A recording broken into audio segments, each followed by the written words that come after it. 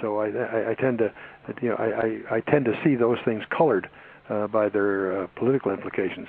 I think the idea that they could be, first of all, it's a very easy way to hedge themselves in case some surprising discovery is made. And I say that in the context of expecting.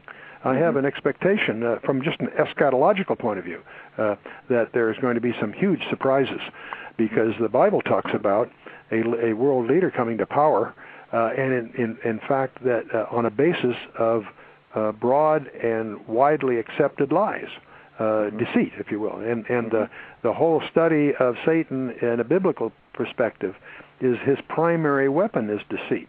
And it's no surprise that the final climax that apparently is forthcoming is one that's going to be characterized by a final deceit. And it's interesting to see Jesus Christ's discourses. Many of them open and close with that admonition, be not deceived. In other words, what we're dealing with here are very powerful forces that are out to deceive. So we shouldn't be surprised that it's very difficult to sort through. We're faced with the classical rhetorical question by Pilate himself: what is truth? The real issue is epistemological, which is epistemology being the study of knowledge, its scope, and its limits. And our fundamental challenge is to try to understand what's really real. And we do that in a world in which we discover that it's pretty difficult to get straight information. In fact, the Whistleblower magazine, the monthly publication of World Daily, the one that just hit my desk here a few days ago, is the hijacking of science. It's interesting that it's not confined just to this I regard as amusing mess having to do with climate change. That, of course, those scandals, I think, have hit all the headlines. But what's amazing, it isn't confined just to that. Virtually every field of science we now discover is subject to the same kind of falsification of data, the respond to political prejudices rather than pursuit of truth. And the Whistleblower magazine this time has just a whole series of articles going sciences, one after another, to realize that even in our highly venerated halls of science, which we in our culture have regarded as somehow pure and committed to the pursuit of truth, what we find is just as corrupt, been corrupted with money and grants and pursuit of whatever. It's disturbing to realize how difficult it is for us to get at what is really true. And Tom, you couldn't have picked a topic that's probably more vulnerable to foolishness and misinformation than the one you've addressed. So I stand back impressed with your willingness to take on. Well, and this is also why, Chuck, we were very picky about who we were talking to, and there are tons of people out there that we could, of course, have chosen to spoke to whose information at the end of the day wouldn't have meant anything because it's contaminated with misinformation.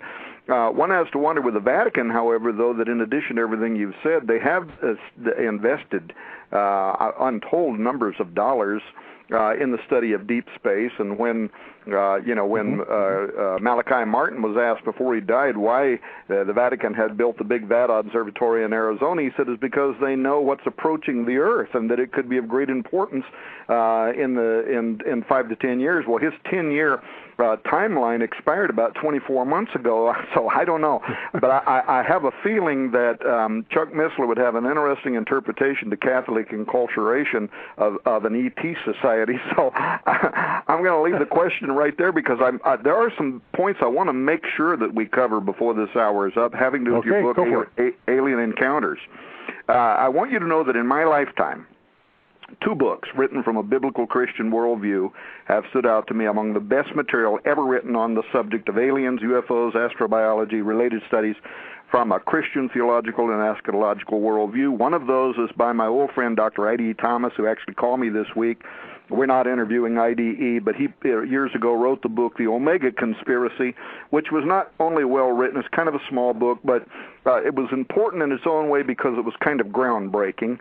But more so the book that you and Mark Eastman wrote, Alien Encounters, The Secret Behind the UFO Phenomenon, I have this book sitting right in front of me right now, and my co-hosts were commenting before we went on the air that they've never seen any other book except for my Bible that's as dog-eared and noted as this book.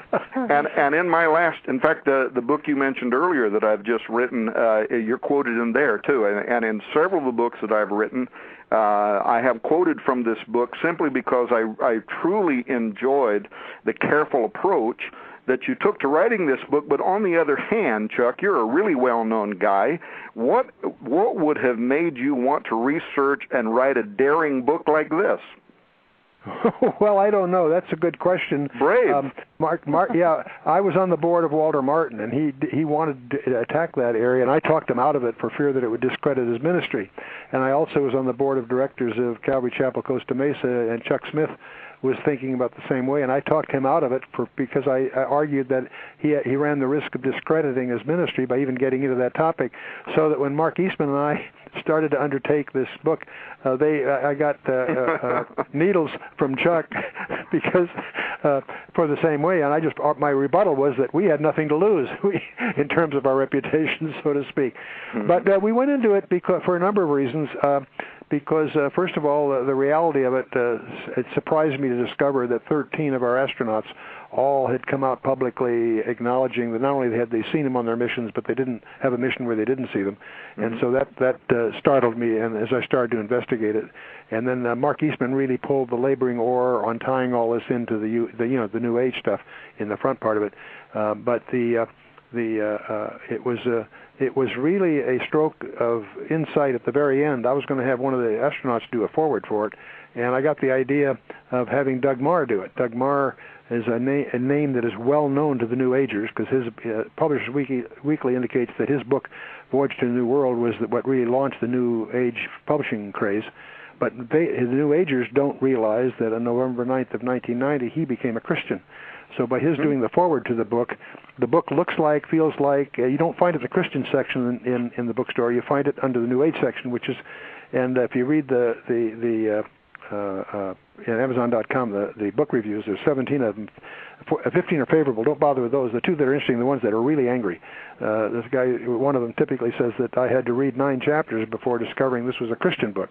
Well, that was exactly the strategy, because we felt that the real redeeming value of the book itself was to realize the biblical implications of the UFO phenomenon, and primarily because of Jesus said that as the days of Noah were, so shall the days of the Son of Man be. And of course, that really, you don't understand what he's alluding to unless you really study the 6th chapter of Genesis. And we also discovered, much to our amazement, is that is mistaught in most seminaries. The biblical point of view there is very clear, very confirmed, in fact confirmed in the New Testament as well as the Old, and is generally not taught, strangely, in the seminaries, because it's pretty spooky stuff. But anyway, so we really, strangely enough, our initial attack on the book was really to fill a hole we felt in biblically oriented materials. But as we got into it more, it became clear that it had much broader appeal, and that Alien Encounters book seems to have has had a fruit-bearing history that's very surprising in terms of its theological impact. But I appreciate the kind words. And but I think the other thing that you should know, and I got to be careful as I move into this part of the topic, as you probably can infer from my background, since I was CEO of 4 different publicly traded defense contractors, I have in the past held some very sensitive clearances. And one of the things that I want to be very careful not to breach here, but I don't think I'm disclosing anything inappropriate when I tell you. Well, let me go at it another way. One of the most surprising discoveries that I have made in the research is that the area of UFOs and such enjoys a security classification that's higher than any of our classified warheads. The W-88 warheads enjoy a classification that's pretty high, but the higher than that is the classification that surrounds things of this nature. And everybody, when you get into the subject, everybody wants to sooner or later talk about Roswell. The mystery of Roswell back in 1947, what was going on there, the mystery isn't what happened there. The mystery is, why is it to this very day still classified with a classification that has survived the attacks from 2 presidents and 4 congressmen.